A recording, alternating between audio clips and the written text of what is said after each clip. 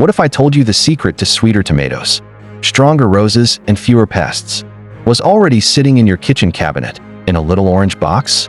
Baking soda isn't just for cookies anymore. It might just be your garden's best friend. Meet Nana Elsie, 76, a retired schoolteacher in a quiet little town. Arthritis slowed her hands, but never her heart for gardening. Her roses hadn't bloomed in years until she noticed her neighbor sprinkling something white on the soil. Curious, she asked. "Just baking soda," he said with a wink. Skeptical but hopeful, she tried it. Weeks later, her garden burst into color, soft reds, pinks, and the smell of memory. Now, she swears by it. Sometimes, the smallest things bring the biggest bloom. Tip number 1, sweeter tomatoes. Did you know you can actually change the taste of your tomatoes right from the soil? It's true. And the secret isn't expensive fertilizer or fancy compost. It's something already in your kitchen, baking soda. Let's take a stroll into Nana Elsie's garden again. Last summer, her tomatoes were growing like crazy, but something wasn't right. The taste was sharp, even sour. "I miss how tomatoes used to taste," she sighed. Rich, sun-warmed, and sweet, like the ones from her childhood garden. One day, while chatting with her neighbor at the fence, she learned a trick passed down from his grandfather. Sprinkle a little baking soda around the base. It tones down the soil's acidity. So she did. Just a light dusting, about a teaspoon per plant. Within weeks, her tomatoes didn't just look better, they tasted like her memories. Deep red, full-bodied, and naturally sweet. Now, she shares the trick with everyone who stops by. Why it works. Tomatoes grow best in slightly acidic soil, but too much acidity can lead to a tart, tangy taste. Baking soda is a natural alkaline substance. By reducing the acidity in the soil just a little, it shifts the pH balance enough to change the flavor profile of the fruit, making it noticeably sweeter. How to try it yourself. Wait until your tomato plants are about 6 to 10 inches tall. Gently sprinkle 1 teaspoon of baking soda around the base of the plant, not on the leaves. Water as usual. Repeat every 2 to 3 weeks during the growing season. Important note, don't overdo it. Too much baking soda can affect the plant's health. Always test on one plant before applying to the rest. Have you ever tried this trick? Did your tomatoes come out too tart or just right? We'd love to hear your story. Drop a comment below and tell us how you grow your perfect tomatoes. Or tag a friend who needs to try this tip, because sometimes the sweetest results come from the simplest ideas. Tip number 2, natural pest deterrent. You're finally seeing your garden bloom, leaves lush, tomatoes ripening, cucumbers climbing. But then you spot it. A tiny trail of ants marching up the stems, a few chewed leaves, and the unmistakable nibble marks of caterpillars. It's heartbreaking, especially when you've poured your time, energy, and heart into your plants. But what if you didn't need chemicals to fight back? What if your pantry already held the solution? Let's go back to Nana Elsie. After getting her tomatoes sweet and juicy with baking soda, she faced a new problem: pests. "I don't want to spray poison on food I eat," she'd say. One afternoon, a friend from church told her an old farm tip: mix baking soda with flour. Ants and caterpillars can't stand it. It sounded too simple to work, but she gave it a shot. She mixed equal parts baking soda and flour, then lightly sprinkled it at the base of her tomato and pepper plants, right where she saw the ants crawling. By the next morning, they were gone. And the caterpillars? A few days later, they were nowhere to be seen. The plants? Thriving, untouched, and safe. Why it works. The flour attracts pests like ants and caterpillars, but the baking soda is a natural irritant to them. They find it unpleasant and eventually stop coming back. It doesn't harm your plants, pets, or soil, and best of all, it keeps your harvest chemical-free. How to use it? Mix 1 part baking soda with 1 part plain white flour. Lightly dust the mixture at the base of your plants or along pest trails. Best applied during dry weather, as moisture reduces its effectiveness. Reapply after watering or rainfall. Safety tip: use sparingly. Overuse can build up in soil and affect plant health. Target the mixture directly where pests are most active. What's your tried and true pest remedy? Let's help each other grow better gardens. Drop your favorite natural tip below. You never know who might need it today. Because a good garden isn't just built with tools, it's built with community. Tip number 3, fungal fighter for roses. There's something magical about roses, how they bloom with grace, how they carry memories. For Nana Elsie, roses aren't just flowers. They're reminders of the past, her wedding bouquet, her mother's garden, quiet mornings with her late husband. But as the years went by, those vibrant petals began to fade under the weight of powdery, mildew, and stubborn black spots. "I used to think it was just age," she said, hers and the roses. But then a neighbor shared a recipe so simple, so gentle. It felt like it came from a time before chemicals and store-bought sprays. The mix: 1 tablespoon baking soda, 1 teaspoon mild dish soap, 1 gallon of water. Stir gently and pour into a spray bottle. Elsie applied it carefully to the leaves, early in the morning while the dew was still soft. She tested it on a small corner first, just to be sure, and by the next week, her roses had stopped sulking. No more dusty white patches, no new black spots, just leaves gleaming green and blooms opening like soft whispers. Why it works? Powdery mildew and black spot thrive in moist, warm conditions. Baking soda alters the pH on the leaf surface, creating an environment where fungi struggle to grow. The dish soap acts as a mild surfactant, helping the solution stick to the leaves without harming them. How to use it safely? Always spray in the early morning or late evening, when the sun is soft. Spraying in direct sunlight may burn the leaves. Start by testing on a few leaves to check for sensitivity. Spray on both the tops and undersides of the leaves. Use weekly during the growing season, especially after rainy days or high humidity. Caution for seniors. If you have arthritis or hand stiffness like Nana Elsie, opt for a lightweight spray bottle with an easy trigger. Avoid heavy lifting by mixing smaller batches if needed. Do your roses struggle with those white powdery spots too? Try this gentle homemade mix and let us know how it works for you. Or share your own remedy below. Your tip might just help another. Gardeners' roses bloom again, because gardens grow best when gardeners share. Tip number 4, clean your garden tools. Every gardener has a favorite tool, the old trowel with the worn wooden handle, the clippers passed down from a parent, or that trusty spade that's been with you through every season. But time, moisture, and soil don't always treat them kindly. Rust creeps in, dirt cakes on, and soon your tools don't glide like they used to. For Nana Elsie, it was her late husband's old pruning shears. "He used to joke they'd outlive us both," she laughs. But years in the shed had left them orange with rust and stiff at the joints.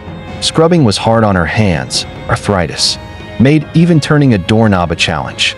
Then she remembered something her daughter had told her. Use baking soda paste. "Mom, it does the scrubbing for you." Here's how she did it. Mix 3 tablespoons of baking soda with just enough water to form a thick paste. Spread the paste over the rusty or dirty parts of your garden tools. Let it sit for 15 to 30 minutes. Use a soft brush or rag to gently wipe away the grime and rust. Rinse, dry thoroughly. And, optional, rub a little oil on the metal to prevent future rust. Just like that, her husband's shears were shining again, almost like new, but better. They carried stories. And now, they were ready for a new season of life and bloom. Why this works? Baking soda is mildly abrasive, making it perfect for loosening rust and grime without damaging metal. Unlike harsh chemicals or wire brushes, it's gentle on both tools and hands. Especially important for older gardeners or anyone with joint pain. Best of all, no fancy cleaners, no chemicals, just something simple, safe, and already in your kitchen. Got an old tool with a story? Tell us how long you've had it, who gave it to you, and what it's helped you grow. Your tool may be rusty, but your story is pure gold. Drop it in the comments below, because in every well-used tool is the history of 100 harvests. Tip number 5, freshen your compost bin. Compost is a gardener's gold, but let's be honest, sometimes it smells more like trouble than treasure. That sour, rotten odor? It can turn a beautiful hobby into something you want to avoid, especially if you live in a small space, an apartment, or have the compost tucked close to your porch. For Nana Elsie, composting was a way to honor the old ways, waste nothing, feed the soil, and grow with grace. But after a few warm days, her compost bin started to smell more like a forgotten lunchbox than earthy richness. "It was chasing me out of my own garden," she'd joke. That's when her grandson, a city gardener himself, offered a gentle tip. "Just sprinkle a little baking soda in there, Nana. It'll help with the stink." So she did, just a light dusting over the top of her compost pile. The next morning, the sour smell was gone. The air felt fresher, the space more welcoming, and her gardening rhythm returned. No more wrinkled nose every time she lifted the lid. Why it works? Compost odors usually come from too much acidity and anaerobic, low oxygen, breakdown. Baking soda is alkaline, which helps neutralize strong smells like ammonia and rotting greens. It doesn't stop composting, but used carefully, it makes the process a lot more nose-friendly. How to use it? Sprinkle 1 to 2 tablespoons of baking soda over your compost once a week only if it starts to smell strong. Stir gently to help it mix in. Make sure you're balancing greens, food scraps, grass, and browns, dry leaves, paper, to avoid odor in the first place. Important warning: too much baking soda can raise the pH. Too high and slow down the microbial activity that breaks compost down. This tip is for odor control, not a daily habit. Especially helpful for seniors in smaller homes, apartments with patio composters, or anyone sensitive to strong smells. It's a simple way to stay close to nature without keeping your nose plugged. Ever had a stinky compost pile? What's your go-to fix? Dry leaves, coffee grounds, citrus peels? Let's swap ideas in the comments and help each other breathe a little easier while we garden greener. Because even the messiest piles can lead to the most beautiful blooms. 8 common mistakes to avoid when using baking soda in the garden. Baking soda is one of nature's quiet helpers, gentle, affordable, and surprisingly powerful. But like any good thing, it needs to be used with care. Too much, or used the wrong way, and it can do more harm than good. Nana Elsie learned this the hard way, after seeing what a little baking soda could do for her roses and tomatoes. She got excited, maybe too excited. I thought if a little worked, then more would work faster, she said. But her next batch of seedlings didn't agree. The leaves yellowed, growth slowed. That's when she learned gardening is as much about restraint as it is about action. Here are 8 common mistakes to avoid when using baking soda in your garden, so you can enjoy all the benefits without the setbacks. 1. Using too much at once. Baking soda is alkaline. In small amounts, it can balance acidity, but too much can throw off soil, pH, and hurt your plant's roots. 2. Applying to acid-loving plants. Plants like hydrangeas, blueberries, azaleas, and rhododendrons thrive in acidic soil. Baking soda works against their natural needs and can damage their growth. 3. Skipping the patch test. Always test your spray or paste on a small leaf or area before treating the whole plant. Sensitive plants can react poorly, even to gentle ingredients. 4. Spraying in full sun. Baking soda sprays should be applied in the early morning or late evening. In direct sunlight, the mixture can burn leaves. 5. Using during rain or overwatering. Baking soda loses effectiveness when washed away by rain or heavy watering. Let the soil dry out slightly before reapplying. 6. Not mixing properly. Rough measurements can lead to too strong a solution. Stick to trusted ratios like 1 tablespoon baking soda plus 1 teaspoon dish soap plus 1 gallon water for foliar sprays. 7. Thinking more equals better. This is a common trap. Baking soda is a tool, not a miracle cure. Overusing it can lead to nutrient imbalances in the soil over time. 8. Using it as a one-size-fits-all fix. Baking soda helps with fungus, odor, pests, and cleaning, but not everything. Always research before applying it to a new plant or problem. We're all learning. Gardening isn't about perfection, it's about patience, curiosity, and heart. Mistakes happen, even to seasoned green thumbs. Every plant teaches something new. The real win? Showing up, trying again, and watching things grow. Have you ever overdone it with baking soda or another remedy? What lesson did it teach you? Share your gardening mishap in the comments. We promise, no judgment here. Just a community growing together, one root at a time.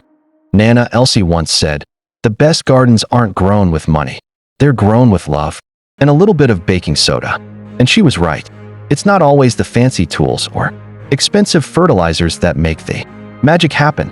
Sometimes it's a gentle hand, a patient heart, and a simple pantry item that turns a quiet backyard into a blooming story.